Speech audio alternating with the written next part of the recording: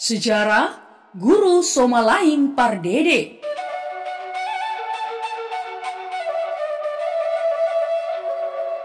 Iya teman, Guru Somalaing Pardede dilahirkan di Huta Lumban Jabi-Jabi Balige Raja pada tahun 1832. Beliau adalah poparan dari Raja Toga Laut Pardede. Yang sejak terjadinya Perang Batak, beliau telah berjuang pada zaman perjuangan Raja Sisingamangaraja 11 dan 12 dalam menentang masuknya penjajah tentara Belanda ke tanah Batak.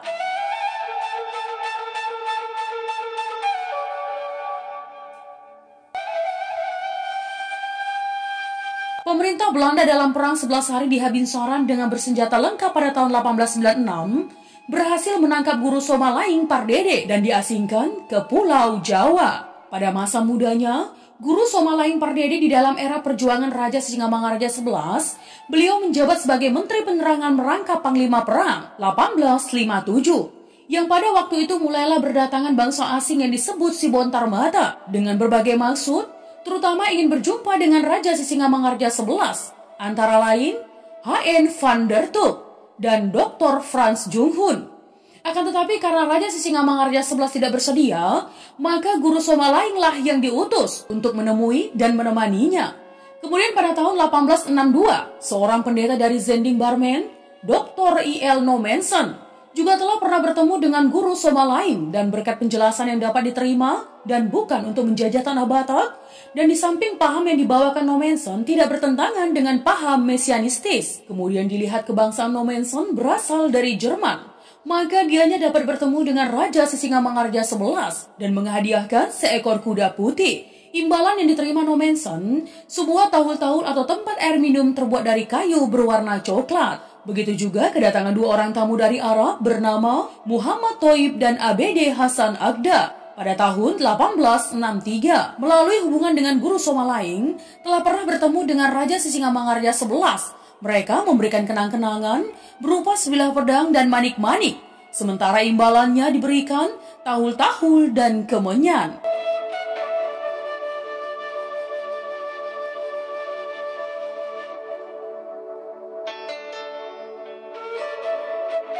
Nah teman, dari hubungan inilah dapat dinyatakan bahwa suku Batak telah lama berhubungan dengan bangsa asing, terutama bagi Guru Somalaing Pardede. Telah mulai mantap dengan berbagai bahasa asing, apalagi jika dikaitkan lagi pada pergaulannya dengan seorang bangsa Roma bernama Modigliani yang tahu berbagai bahasa dan berbagai sejarah kebangsaan.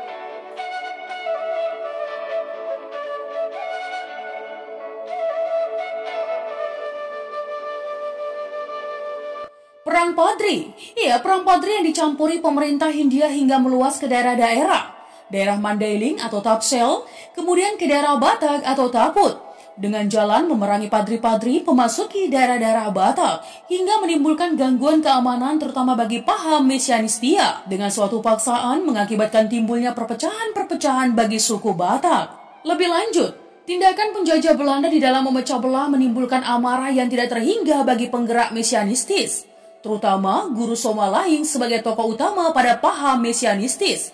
Ia terpaksa menyusun barisan dalam menentang penjajahan Belanda. Pada tahun 1863, Guru Somalaing beserta pasukannya mulai melakukan perlawanan terhadap tentara Belanda. Yang pertama di daerah Humbang hingga ke daerah Toba lewat pertempuran sengit di Tarabunga, Balige.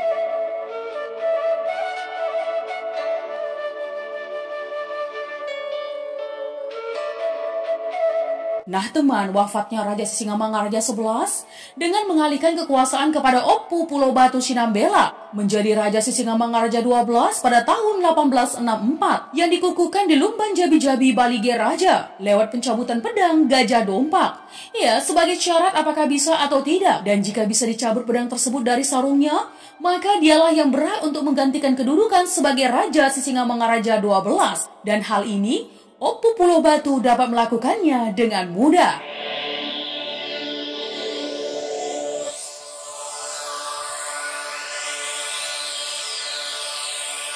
Acara pengukuhan secara adat Batak yang dipimpin oleh Guru Somaliang dengan didampingi Raja-Raja Bius Sibagot Nipohat, dan tidak ketinggalan Oputoga Martahan Silalai. Ya, selaku tokoh kedua penggerak Masianistis. Nah teman, terpilihnya Opu Pulau Batu Sinambela menjadi Raja Sisingamangaraja 12 sekaligus menyusun departemennya, yang pada waktu itu Guru Somalaing diangkat menjadi Menteri Penerangan. Merangkap Panglima Perang dibantu oleh Opu Jumolang Tampu Bolon, berkuasa di Toba Hasundutan sampai daerah Humbang. Dan masih banyak lagi tokoh-tokoh Masianistis yang diangkat menjadi menteri yang berkuasa di berbagai daerah.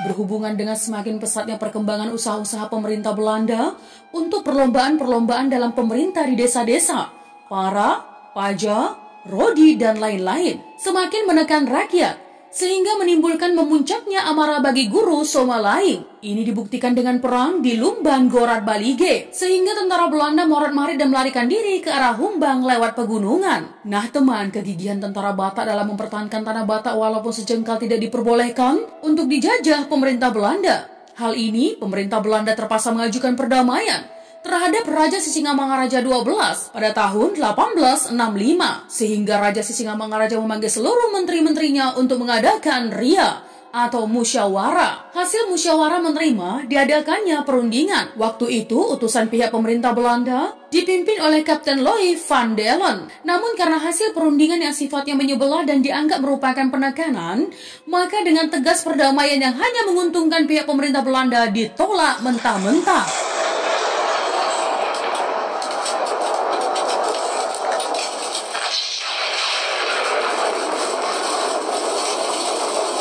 Kapten Louis van Dalen selaku utusan Brigade Jenderal Van Heydt yang berkedudukan di Aceh merasa tersinggung akibat tolakan perdamaian dari tokoh-tokoh Masianistis tersebut. Terpaksa mengirimkan tentara dari Aceh langsung dikomando Kapten Louis van Dalen untuk memerangi orang Batak yang tidak tunduk kepada pemerintah Hindia Belanda. Pasukan Hindia Belanda yang digerakkan dari Aceh itu mendapat perlawanan di tengah perjalanan oleh pejuang-pejuang dari Aceh. Oleh Panglima Polin dari Aceh sengaja mengirim kurirnya Panglima Muhammad Daud ke tanah Batak. Ya, untuk memberitahukan adanya pasukan Belanda bergerak menuju tanah Batak.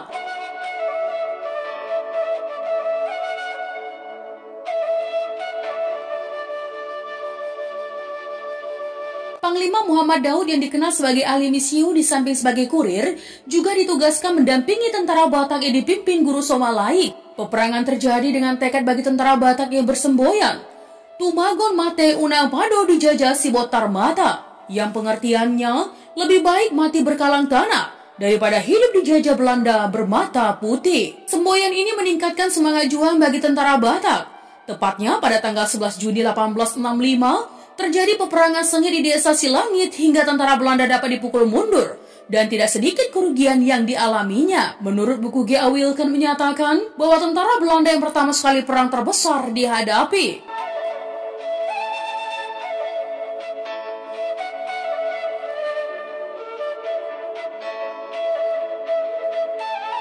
Kolonial Belanda melihat pasukannya dapat dipukul mundur tentara Batak, mengakibatkan terpusatnya perhatian Brigadir Jenderal Van Heydt ke tanah Batak tentang bagaimana rupanya kegarangan tentara Batak itu. Hal ini kembali digerakkannya tentara Belanda secara besar-besaran yang dipimpin oleh Kapten Truman C.O. dengan dibantu Letnan 1 Johansson dan Letnan 2 Jerman Jacob. Sementara tentara Batak telah mendengar informasi gerakan pasukan Belanda secara besar-besaran, maka Guru Somalaing terpaksa mendatangkan bantuan dari Aceh dan Padang. Masing-masing bala bantuan dari Aceh dipimpin oleh Panglima Abu Raksa Muda dan bantuan dari Padang dipimpin oleh Panglima Sultan Kadir Hamzah.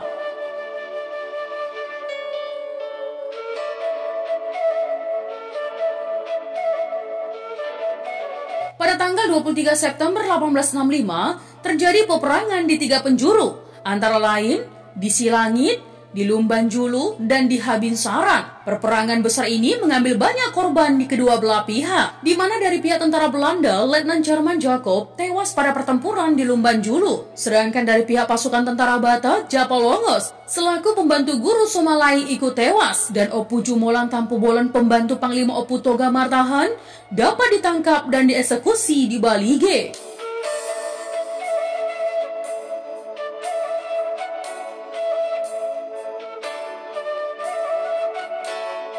Letnan Johansson yang pernah menjadi wakil kapten TEK di Kartasura, dengan pengalamannya di Jawa itu memperbuat suatu taktik busuk mengajukan suatu perundingan kepada Guru Somalaing dengan menyodorkan pangkat untuk diangkat sebagai Raja Jaihutan, berkuasa di Toba Holbung.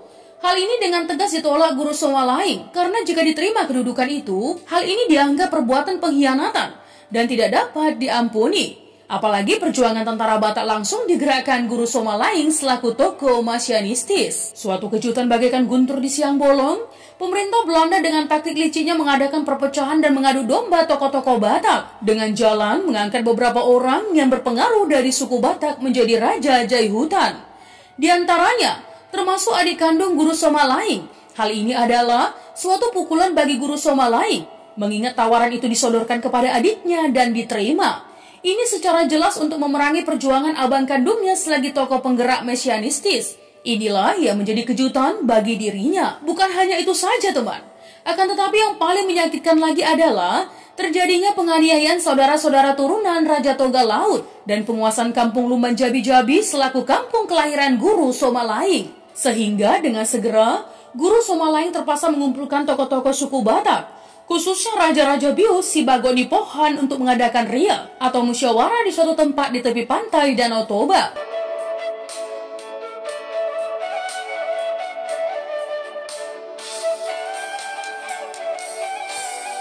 Yang hasil ria melahirkan suatu janji dengan tekad terus perang melawan penjajah walau siapa orangnya. Tempat melaksanakan musyawarah tersebut namanya dijadikan menjadi Janji Maria. Sampai kini nama kampung itu tetap masih ada di Bali G. Lebih lanjut, teman, hasutan-hasutan Belanda terhadap suku Batak menimbulkan terjepitnya gerakan tentara Batak yang dipimpin Guru Somalaing. Apalagi pengkhianat-pengkhianat pun bertambah banyak. Sehingga dengan waktu 15 hari berperang, antara lain 4 hari perang di Lumban Julu dan 11 hari perang di Habinsaran, mengakibatkan banyak korban dari pasukan Batak dan masyarakat, terutama Panglima Muhammad Daud, Panglima Sultan Kadir Hamzah, Raja Sijorat, Paringgis Tambunan, Raja Gontam Nepospos, Sarbut Mataniari, Opung Holbung Manuruk, Liap Sirait, dan masih banyak lagi tokoh-tokoh masianistis yang tidak disebutkan namanya tewas pada perang 15 hari itu.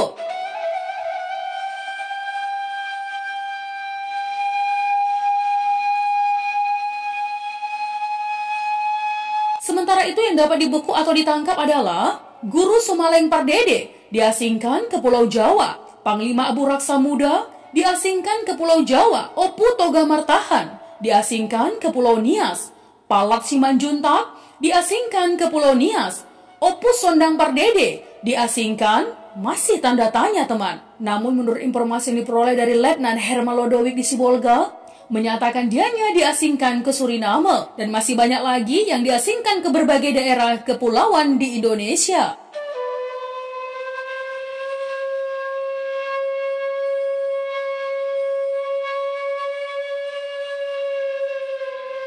Berhasilnya Guru Somalaing dan kawan-kawannya dilumpuhkan pihak tentara Belanda. Hal ini bukanlah menjadi berakhirnya perjuangan dari pejuang suku Batak. Apalagi sewaktu diasingkan Guru Somalaing lewat pelabuhan Sibolga, dianya masih sempat berpesan kepada pemuda-pemuda suku Batak. Dan pesan itu dapat dibuktikan dengan adanya gerakan-gerakan pemuda Batak yang dipimpin ABD Halim Pardede, juga turunan saudara Guru Somalaing, Poparan Raja Toga Laut Pardede, Umar Simanjuntak dari Parsuratan, Saul Siahaan dari Lumban Gora, Hemo Sirait dan Aman Timbul Manurung dari Porsea, Longa Hutajulu dari Lagu Botik, Ponggu Situmorang dari Lotuk Samosir, dan masih banyak lagi yang tidak disebut nama-namanya yang ikut berjuang melawan penjajah Belanda dalam melanjutkan perjuangan Guru Somalaing.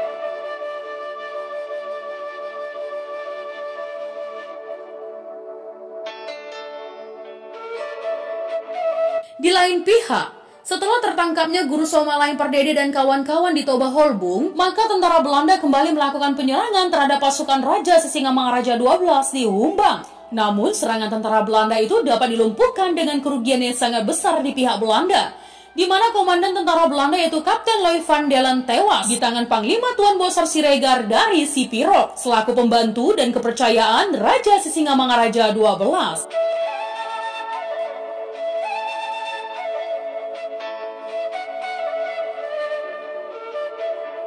Melihat kejadian ini teman, Brigadir Jenderal Van Heel sangat marah. Dengan tekad, Raja Sisingamangaraja 12 harus dapat ditangkap hidup maupun mati, sehingga sengaja memanggil dan memerintahkan Kapten Christoffel, atau terkenal seorang perwira Belanda yang paling kejam. Ya, untuk memimpin suatu pasukan tentara Belanda yang paling besar.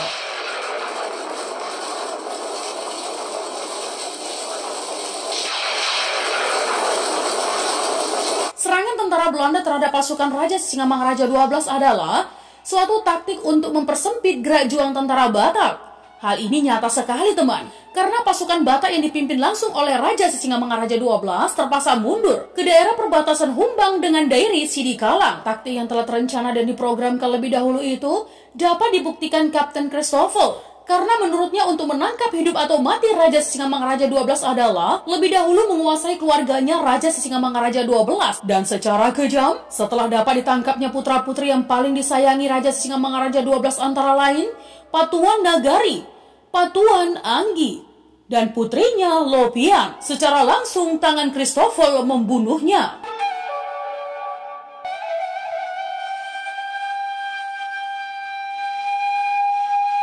Melihat situasi tersebut teman, Raja Sisingamangaraja 12 sangat bersedih.